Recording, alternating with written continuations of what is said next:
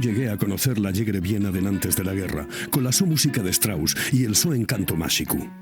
Conocíla en el periodo del mercado negro. Allí vendían de todo y ya era posible mercar lo que fuera si se tenían perres pa' pagalo. Por amor del lógico mieu de gran número de ciudadanos y de resultes de los acontecimientos que están sucediendo, esta emisora va a permanecer en el aire día y noche.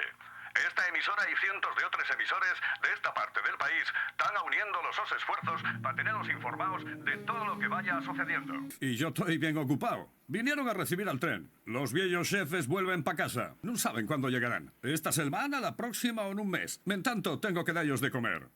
Podría brindar un par de cabezas para alimentarlos, si no van a sumir de ellos vaques yecheres de esos granjeros. Sí, yo quedé yo.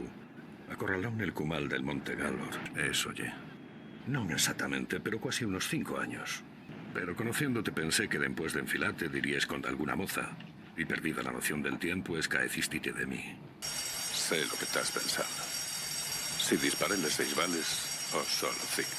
La verdad es que con tanto estruendo también yo perdí la cuenta.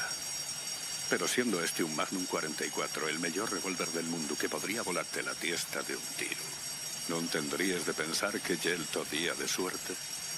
¿Verdad que sí, cabrón?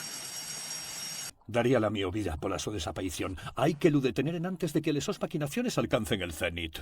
No sea bobu, los malos sobren mal porque pueden. ¡Qué estupenda oportunidad! Bien nos que ni me pintao. ¿Y mucho pedir que pruebe el mío extracto suprarrenal? Verás, para perfacer orixe hay que tener imaginación. Intentámoslo. Pudimos asitiar la idea, pero no me enraigo. No es solo cuestión de fundura. Requiere la versión más simple de la idea para que se desenvuelva de forma natural en la mente del sujeto.